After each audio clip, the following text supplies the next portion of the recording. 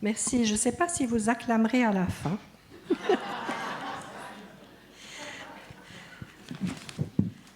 J'ai en effet reçu une tâche ardue pour aujourd'hui. Merci Jean-Pierre.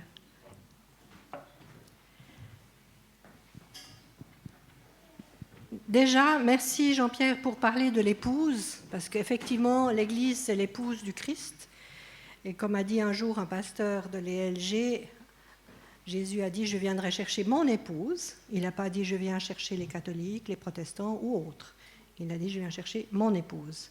Donc tous les croyants en Christ font partie de l'épouse. Et merci Daniela pour tes chants. « Digne est ton nom ». Et ce titre-là me parle beaucoup parce que c'est exactement ce que j'aimerais vous apporter, la dignité de Dieu, mais en faisant un sacré travail. Vous allez devoir vivre Jésus dans l'Ancien Testament. Alors on a déjà vu 2-3 messages là-dessus, et là je vais rester essentiellement sur les rameaux, parce que ça serait méchant de ne pas le vivre, de ne pas le proclamer. Et après, ça sera Jésus, de sa naissance à sa mort et à sa résurrection, en vous parlant de l'Ancien Testament, qui est absolument indispensable de connaître. Alors, il y a des gens qui sont un peu réfractaires avec l'Ancien.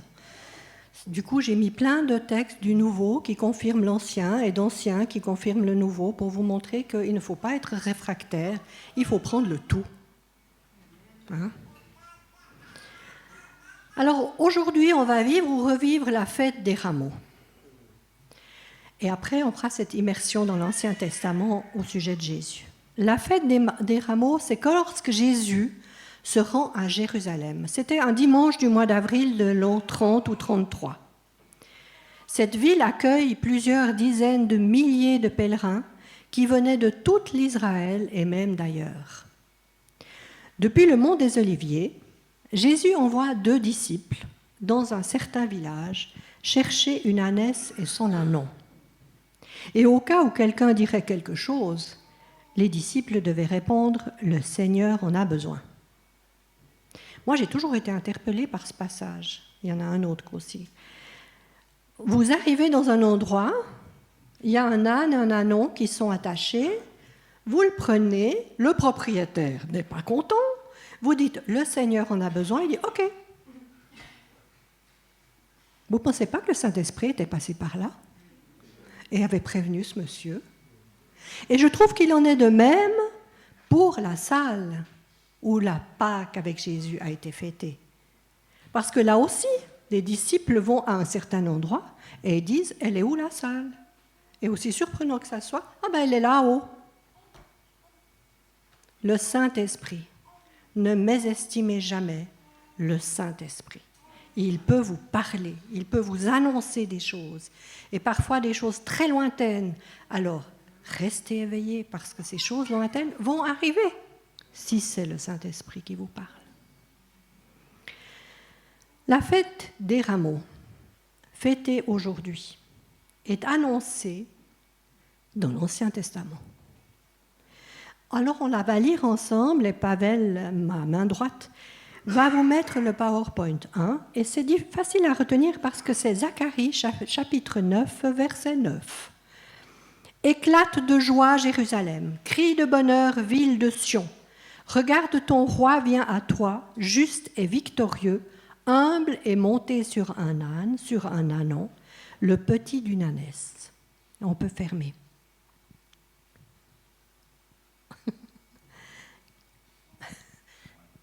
Oui, tu peux fermer.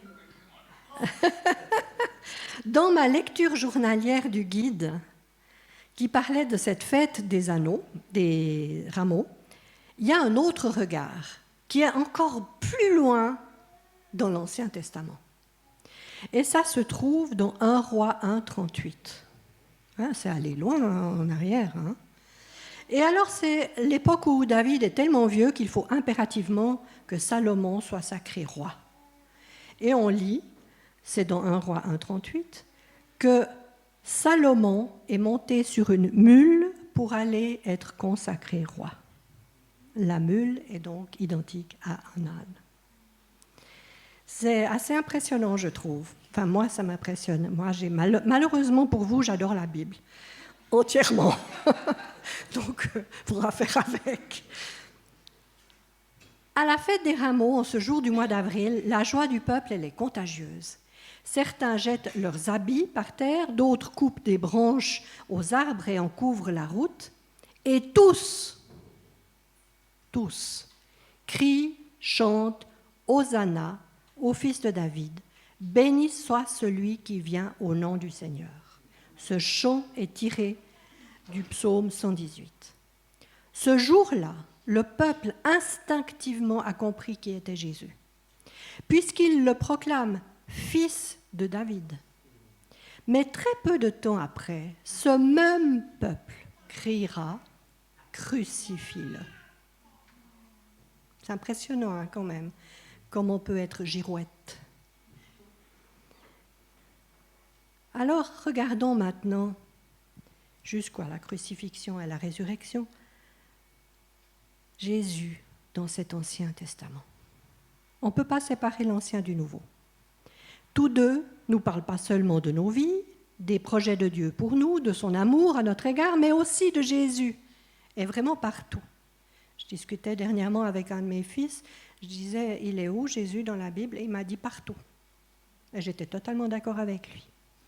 Jésus, notre Sauveur, la lumière du monde, celui que nous pouvons accueillir en nous et ainsi être sauvés et vivre dans l'espérance de notre résurrection, suivie de notre éternité. Partout dans l'Ancien Testament, il est parlé de notre Sauveur, le Fils de Dieu, et parfois il est surnommé Fils de David. Il faut savoir que, merci Pavel, c'est le slide numéro 2, l'Ancien Testament est considéré comme la connaissance de, et le Nouveau Testament comme la clé qui ouvre le cadenas de la connaissance. Je répète, l'Ancien Testament, c'est la connaissance, et le Nouveau, la clé qui nous donne les réponses à cette connaissance. On peut fermer. Merci. La Bible qui arrive chez nous a été maintes fois traduite dans toutes les langues du monde, ou presque. Il y a encore quelques langues, pays ou peuplades qui n'ont pas été atteints. Mais, grosso modo, la Bible, elle est partout. Au départ, l'Ancien Testament était en hébreu et en araméen. Puis il a été traduit en grec sous le règne d'Alexandre le Grand et enfin en latin, parce que tout se faisait en latin à l'époque. C'était pour que les gens du peuple ne puissent rien comprendre, surtout. Et déjà là, nous avons des richesses qui ont été tronquées. Connaître la Bible dans sa langue originelle est extrêmement précieux. Mais malheureusement, ce n'est pas donné à tout le monde de connaître l'hébreu et l'araméen, et pas à moi non plus. J'aurais voulu, mais ça n'a pas été possible. Ces deux langues, l'hébreu et l'araméen, sont très similaires en nuances, en symboles, en images. Et un mot peut avoir de nombreuses significations.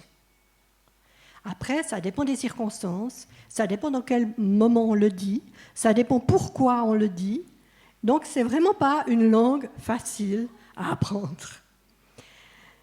Et à cause de ces diverses traductions, d'ailleurs, à un moment donné, je disais à mon mari, ça me fait penser au Swahili. C'est la même chose. Si tu es joyeux, tu dis quelque chose dans la même langue. Si tu es malheureux, dans la même chose, mais dans un autre ton, etc., etc. Donc, ce n'est vraiment pas une langue facile. Alors, je vais prendre avec vous un exemple que j'ai trouvé dans un commentaire rabbinique. Quand vous prenez votre Bible, que vous l'ouvrez à la première page, première ligne de la Genèse, qu'est-ce que vous lisez? Au commencement. Est-ce que quelqu'un sait comment on dit en hébreu au commencement? Parfait. Bereshit. Merci Christine. Bereshit signifie beaucoup de choses, mais il peut signifier quelque chose d'assez incroyable. Beth et Reich ensemble en araméen se traduisent par « le Fils est le premier de tous ». Donc le début de Bereshit, c'est « le Fils est le premier de tous ». Jésus commence déjà là. La troisième lettre qui contient le mot Aleph, c'est-à-dire Shit, dans Bereshit, signifie Dieu, sa puissance. Et les deux lettres qui suivent, les deux mots qui suivent Bereshit sont Yod et Tav. Yod signifie la main de Dieu et Tav commence par un T, c'est-à-dire par une croix, signifie la croix. En résumé, je vous le mets c'est le slide numéro 3. Voilà ce qu'on lit quand on commence avec « Au commencement, le Fils de Dieu est détruit par la main de Dieu sur une croix ». Tout est annoncé avec Bereshit. C'est extrêmement fort, je trouve. Il peut signifier d'autres choses, mais il peut aussi signifier ça. Je me suis quand même renseignée après mes lectures auprès de quelqu'un qui connaît l'hébreu. Ça veut dire que quand vous lisez au commencement, rappelez-vous, un jour, le Fils de Dieu sera détruit sur une croix. Impressionnant. On peut fermer, merci. Comme nous ne sommes pas des spécialistes de l'hébreu et de l'araméen, nous, on ne lit qu'au commencement. Mais j'espère que ça vous fera tilt la prochaine fois que vous commencerez à lire la Bible. Mais tout est déjà dit. Et d'ailleurs, dans l'évangile de Jean, il dit « Au commencement de toutes choses, la parole existait. La parole était avec Dieu, elle était Dieu, et elle était avec Dieu au commencement. » Donc Dieu est là, Jésus est là, le Saint-Esprit est là, tout est là. J'ai de la chance d'être maintenant à la retraite, ça me permet justement de faire ces recherches et de trouver des commentaires qui sont passionnants. Alors, je vous invite à vous projeter dans vos futures retraites pour essayer éventuellement de pouvoir faire ces recherches ou alors de profiter de vacances en vous disant « Tiens, je vais étudier tel texte ou tel endroit, tel truc ». Parce que vous serez nourris, vous allez apprendre plein de choses. Et Jésus, il va toujours entrer un peu plus dans votre cœur, dans votre ventre, je dirais. Ça devient comme une grossesse qui après accouche. Continuons avec un autre aspect entre le rapport entre l'Ancien et le Nouveau Testament. Et pour ça, j'ai pris la généalogie de Jésus. Dans l'évangile de Matthieu, au chapitre 1, la généalogie de Jésus commence par « Voici la liste des ancêtres de Jésus-Christ, descendant de David, lui-même descendant d'Abraham. » Et ça continue, et ça se termine par Marie. Donc on commence par l'Ancien, on termine par le Nouveau. Et dans l'évangile de Luc, au chapitre 3, nous avons aussi la généalogie de Jésus dès le verset 23. Et elle commence par Joseph, dans le Nouveau Testament, et se termine par Adam, dans l'Ancien Testament. Donc on voit que c'est vraiment un tout. C'est vraiment la preuve. Et il ne faut pas chercher à lire et à comprendre l'Ancien Testament et à rejeter le Nouveau Testament et à rejeter l'Ancien. L'image que ça me donne, c'est un peu cette publicité, je ne sais pas si vous l'avez vue, au sujet du dentifrice Signal, qui dit qu'on ne peut pas se préoccuper que de la moitié de nous. On doit nous prendre en entier. C'est la même chose avec la Bible. Maintenant, j'aimerais partager avec vous quelque chose que j'ai déjà partagé en décembre 2023, c'est pas si vieux, mais ça renforce ma foi à chaque fois que je me plonge là-dedans. On va réfléchir sur les prophéties. Est-ce que dans la paroisse, il y a des mathématiciens très doués? Vous ne levez pas, il n'y a pas de bras qui se lèvent.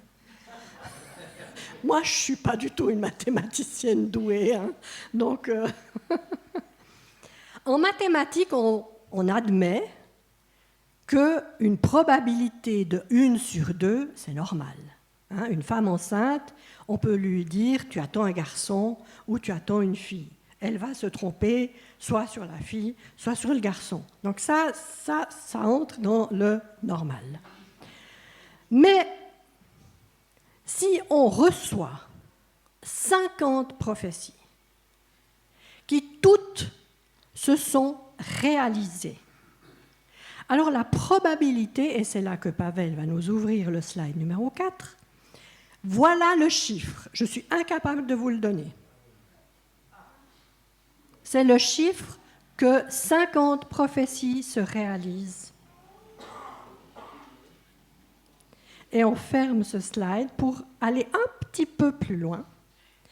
Concernant uniquement Jésus, il n'y a pas 50 prophéties. Il y en a 330 qui se sont déjà réalisées.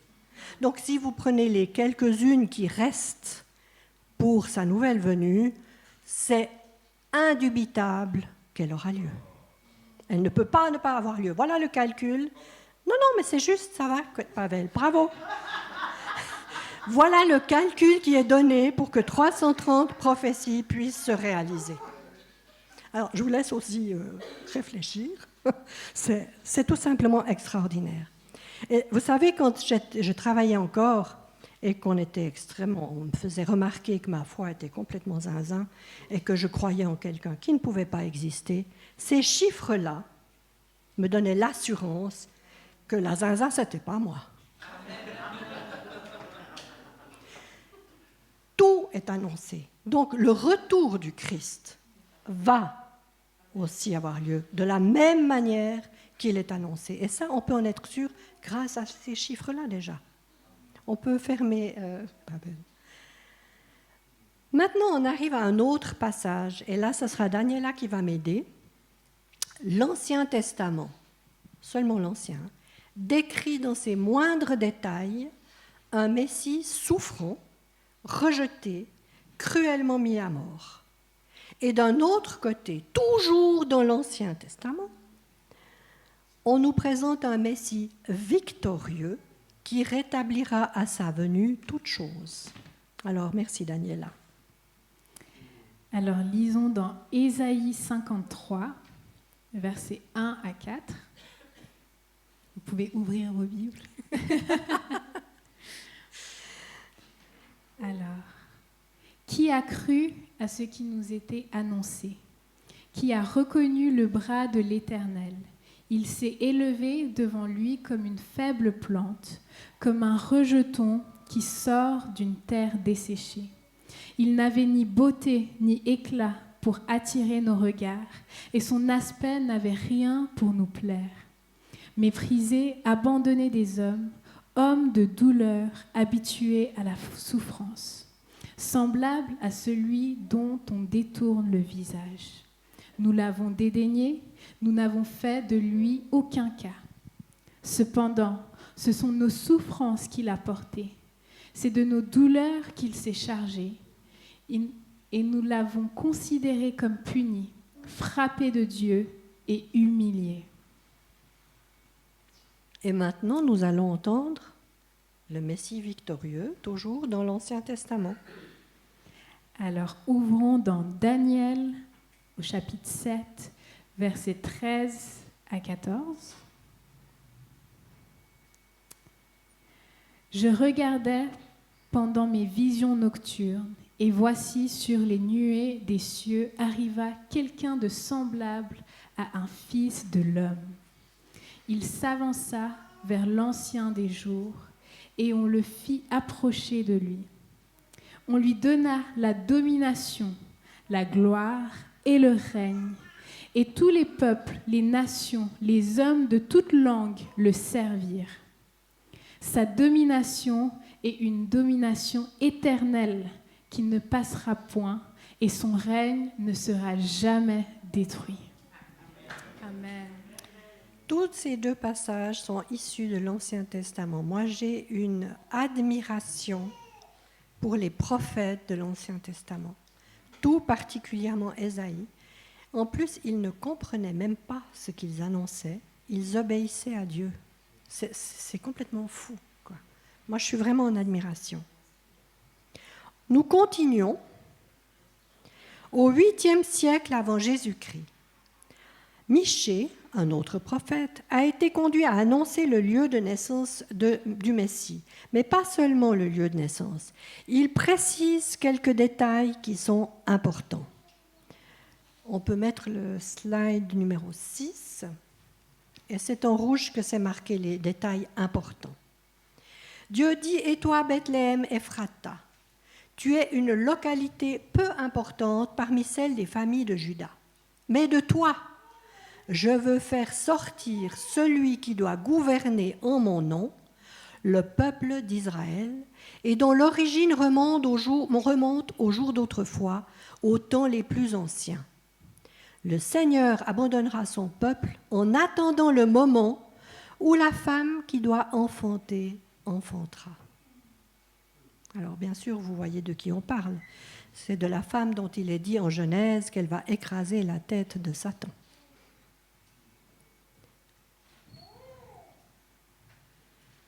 Maintenant, un autre passage que je trouve intéressant aussi, parce que nous l'avons dans l'Ancien Testament et dans le Nouveau Testament écrit exactement de la même manière.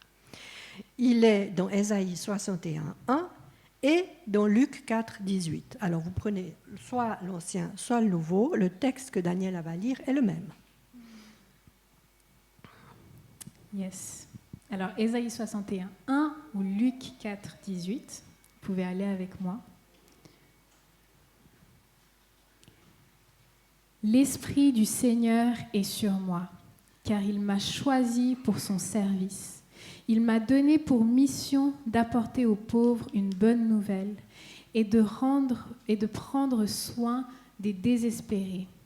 Ma mission est de proclamer aux captifs qu'ils seront libres désormais et de dire aux prisonniers que leurs cachots vont s'ouvrir.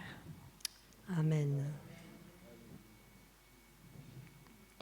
Comme nous sommes dans cette période qui sont les prémices de la Pâque que nous allons vivre le dimanche prochain, j'ai pris l'institution de la Pâque qui se trouve dans Exode et qui peut aussi beaucoup nous parler.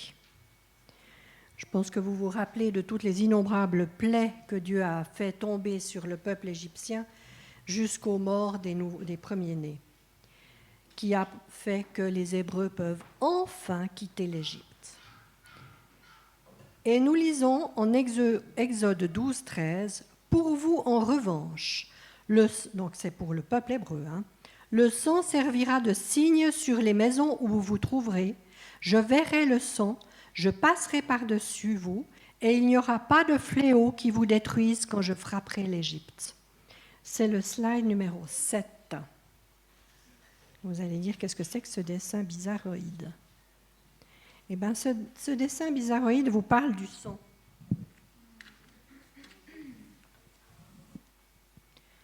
Le sang qui est peint sur les linteaux des maisons. Vous avez d'un côté le mot « chaim » qui signifie la vie en hébreu, et de l'autre, vous avez les linteaux d'une porte. Donc, le signe hébreu « chaim » est similaire à un linteau d'une porte. Le sang de l'agneau devait être pincé sur l'entrée de chaque maison, permettant ainsi de garder la vie. En effet, seules les maisons marquées du sang de l'agneau étaient épargnées. Pour nous, aujourd'hui, depuis la croix, il s'agit de la préfiguration du sacrifice de Jésus qui a versé son sang à la croix afin que nous puissions tous être libérés pour trouver la vie. Par le sang de Jésus, nous devenons libres. Nous passons au travers de la mort pour entrer dans la vie, dans Chaim. On peut fermer. Le châtiment qui aurait dû tomber sur nous à cause de nos péchés, Jésus a décidé de tout prendre à notre place. Mais cela ne lui a pas été facile, car tout en étant pleinement Christ, il est également pleinement homme. Il est dit, et ça c'est le slide 8, Ésaïe 53, les versets 8 à 10. Cet Ésaïe, j'ai une admiration pour lui. Il a été enlevé par l'angoisse et le châtiment. Et parmi ceux de sa génération qui a cru qu'il était retranché de la terre des vivants et frappé pour les péchés de mon peuple, il a plu à l'Éternel de le briser par la souffrance. Après avoir livré sa vie en sacrifice pour le péché, il verra une postérité et prolongera ses jours. Et l'œuvre de l'Éternel prospérera entre ses mains. Nous sommes son œuvre, au travers de son sang, au travers de la croix. On peut fermer. Si nous relisons les dernières heures de Jésus, nous pouvons tous être convaincus que son procès n'a été qu'un simulacre. Jésus n'a bénéficié d'aucun défenseur. Ceux qui l'acclamaient à son entrée de Jérusalem n'attendaient qu'une chose, qu'il soit crucifié. Mais n'oublions jamais qu'il est mort pour chacun d'entre nous. Et Jean 11, les versets 50 et 52, Nouveau Testament, nous dit « Vous ne réfléchissez pas à qu'il est dans votre intérêt qu'un seul homme meure pour le peuple et que la nation entière ne périsse pas. Or, il ne dit pas de cela de lui-même, mais étant souverain sacrificateur cette année-là, il prophétisa que Jésus devait mourir pour la nation. Et ce n'était pas pour la nation seulement, c'était aussi afin de réunir en un seul corps les enfants de Dieu dispersés. » C'est fort, non ? Enfin, pour moi, c'est fort. Le peuple hébreu devait quitter l'Égypte, c'est-à-dire, c'est une image du mal, quitter le mal. Et pour cela, il devait faire un repas avec un agneau sans défaut. Hein? Jésus on le représente souvent, surtout dans l'Apocalypse, comme un agneau sans défaut. Et il est précisé dans Exode 12, verset 46, qu'aucun os de l'animal ne devait être brisé. Phrase confirmée dans Nombre 9, 12 et dans Psaume 34, 21. Concernant la crucifixion, pour diminuer les temps de souffrance de celui qui est crucifié, les Romains leur brisaient les jambes. Un crucifié, normalement, il restait 3 jours vivant, à mourir lentement. Ils leur brisaient les jambes et comme ça, ils ne pouvaient plus respirer et ils mouraient beaucoup plus vite. C'était la veille de Pâques, donc il fallait se dépêcher. Donc, les Romains vont pour commencer avec Jésus et lui briser les jambes. Et qu'est-ce qui se passe ? Il est déjà mort. L'agneau ne devait avoir aucun os brisé. Et un peu plus loin, on lit, ils se sont dit, est-ce qu'il est vraiment mort ? Vous savez, pour savoir si quelqu'un est vraiment mort, on le pique à un endroit bien précis, hein, je fais le geste, où se mélange de l'eau et du sang. Et ça veut dire que la personne est vraiment morte. Et c'est ce qu'ils ont fait avec Jésus. Ils l'ont percé pour vérifier qu'il était vraiment mort. Et nous lisons, et ça c'est le slide 9, dans l'Ancien Testament et dans le Nouveau après, « Alors je répandrai sur la maison de David et sur les habitants de Jérusalem un esprit de grâce et de supplication, et ils tourneront les regards vers moi, celui qu'ils ont percé. » Ça c'est Zacharie. Dans Jean, il est dit, s'étant approché de Jésus et le voyant déjà mort, ils ne lui rompirent pas les jambes, mais un des soldats lui perça le côté avec une lance. Il y a une telle unicité dans la Bible, c'est impressionnant.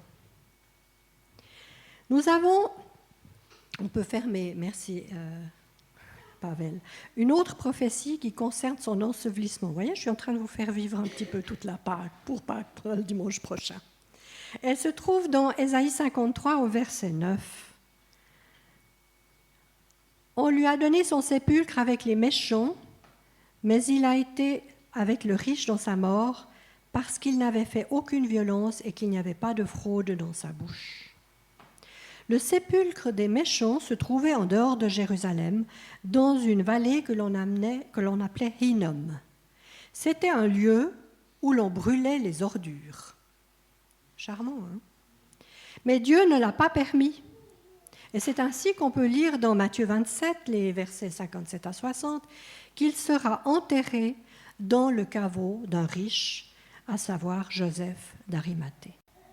Et tout ça est annoncé dans Ésaïe. Parlons maintenant du retour de Jésus, parce que la Pâque, c'est la mort, la crucifixion, mais c'est aussi la résurrection. Et dans le cas de la résurrection, et parler du retour de Jésus. Chaque dimanche, nous pouvons vivre au culte la communion fraternelle, louer Dieu, entendre sa parole, mais malgré tout, on vient souvent chargé, fatigué, apeuré pour l'avenir, submergé de nos soucis. Nous oublions que la Bible nous recommande de nous tourner vers notre Sauveur, notre Papa, et d'écouter le Saint-Esprit, qui nous encourage à continuer et nous donne souvent une paix inexprimable. Je ne sais pas si vous l'avez vécu, moi, souvent, où on est dans l'horreur absolue et brusquement, il y a cette plaie qui vous envahit et vous permet de faire le pas suivant.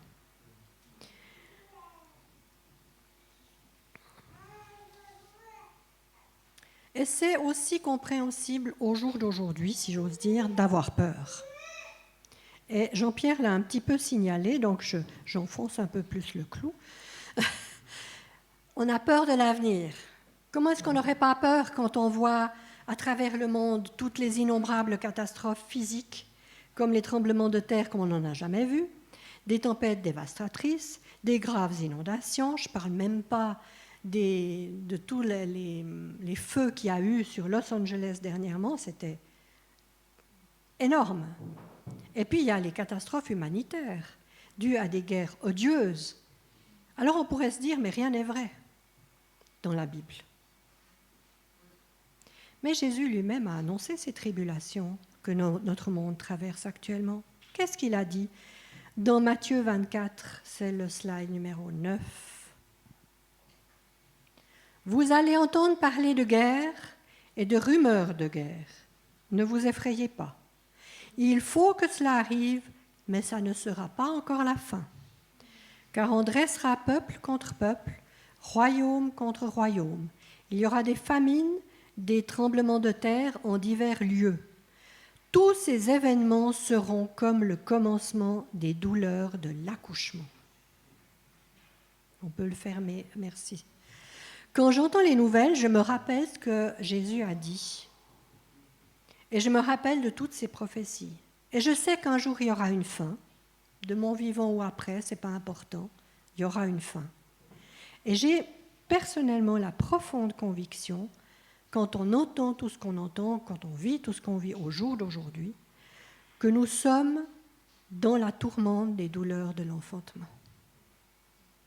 Donc je pense que, comme l'a dit aussi Jean-Pierre, de rester spirituellement réveillés et d'être des vierges sages, prêtes à accueillir le jour où Jésus reviendra en gloire, comme cela est annoncé dans le livre de l'Apocalypse.